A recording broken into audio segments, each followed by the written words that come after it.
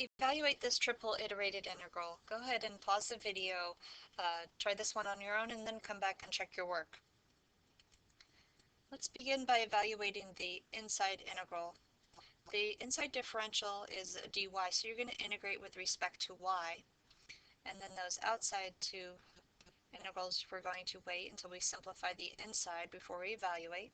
When we integrate with respect to y, we're going to treat the y as a variable and everything else as a constant. So this natural log of z, we're going to treat it as a constant, and the antiderivative of a constant with respect to y is that constant times y.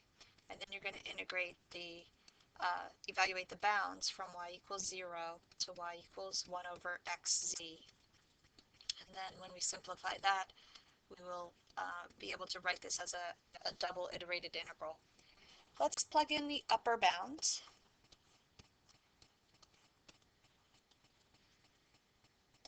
When you plug in the upper bound, we get y, which is equal to 1 over xz times the natural log of z. So we can write this as the natural log of z times 1 over xz. When you plug in 0, you get 0. So now we have this iterated integral, a double iterated integral. Let's look at the inside of this double integral. The differential is dz, so you're going to integrate with respect to z. So this x in the denominator here, we can actually write that as a constant, 1 over x. We're going to treat it as a constant when we integrate with respect to z. So we have this integral. In order to find the antiderivative of the inside, we do need to use substitution. There's not a basic integration formula that will allow you to integrate natural log of z over z, but you can use substitution. In fact, I would suggest letting your u equal the natural log of z, and then your du would have to equal the derivative of natural log of z with respect to z is 1 over z dz. So we actually have that 1 over z part with the dz, and this natural log of z is our u. We do have u du. We do have that extra 1 over x, which we're going to treat as a constant. So let's write this as the integral from 1 to 4 of the integral, and we're going to go ahead and adjust the bounds here as well. And this 1 over x, we'll treat that as a constant, 1 over x, and the natural log of z, that's our u, and this 1 over z dz, that's all of our du. So this is 1 over x u du, and then that's going to be our dx differential on the outside. Let's adjust the bounds. Our lower bound for z was z equals 1. So if z is equal to 1, and you plug that where you came up with your u substitution, the natural log of 1 is 0. So when z is equal to 1, u is equal to 0. So that's going to be our new lower bound. The upper bound was e squared.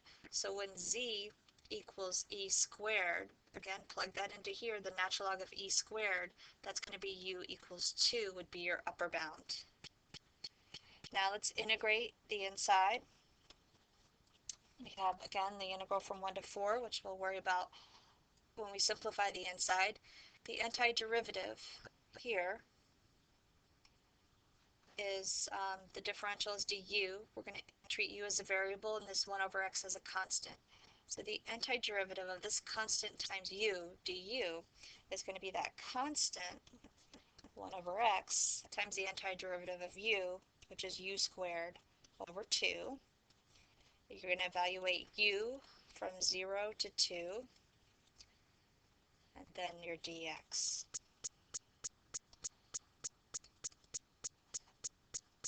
When you plug in that upper bound of 2 for u, we get 1 over x as a constant. Plug in the 2, you get 2 squared is 4 over 2, so that's going to be times 2. And plug in 0, you get 0, so you end up with this single definite integral. The integral from 1 to 4 of 1 over x times 2 dx, and you can actually bring that 2 out in front, and you can write this as 2 times the integral from 1 to 4 of 1 over x dx, or even dx over x, and you should recognize that is the basic integration formula. So it's going to be 2 times the integral from, actually we can evaluate this. The antiderivative of dx over x is going to be the natural log of x, evaluated from 1 to 4. We simplify that, plugging in the upper bound, we get the natural log of 4, minus, plug in the lower bound, natural log of 1, and then this could be simplified to natural log of 4, and the natural log of 1 is 0, so it's 2 natural log of 4, which is approximately, as a decimal, 2.773.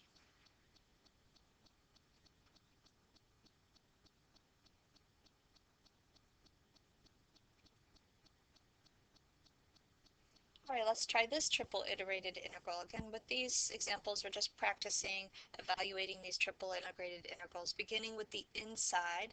And since the inside differential is dz, you're going to integrate with respect to z, treating z as a variable and anything else as a constant.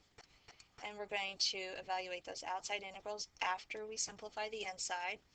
The antiderivative of sine y with respect to z is found by treating that sine y as a constant. So the antiderivative of a constant would be that constant sine y times that z. And we're going to evaluate z goes from 0 to z equals 1 over y, and then dx dy. When we plug in z, which equals 1 over y, 0 to pi over 2, the integral from 0 to y over 2, the antiderivative, actually we're plugging in z equals 1 over y, so it's going to be sine y times 1 over y, or sine y over y, minus what you get when you plug in z equals 0, which is equal to 0.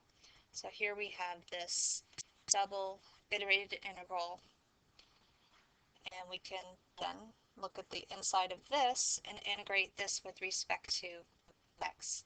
When you integrate with respect to x here, you're going to treat x as a variable and y as a constant. So we're going to treat all of this as a constant. So it's the integral from 0 to pi over 2. The antiderivative of a constant with respect to x is that constant, sine y over y times the variable x, where you evaluate x equals 0 to x equals y over 2, and then the outside differential dy. So when we simplify this, we get the integral from 0 to pi over 2. When you replace x with y over 2, that y will simplify with the y over 2. So we get sine y, and then over y times y over 2. That's going to simplify, and then when you plug in 0, you get 0. When you simplify this, the y and the y there will simplify, dy, and now we can write this as a single definite integral from 0 to pi over 2 sine y over 2, or we can even write this as 1/2 of sine y dy. Okay, and you can integrate this with respect to y. We know the antiderivative of sine y is negative cosine y. So this is going to be negative 1/2 of cosine y, where y is evaluated from 0 to pi over 2. We're going to plug in pi over 2. So we get negative 1/2 times the cosine of pi over 2 minus that negative 1/2 of the cosine of 0. And this will simplify to 1/2.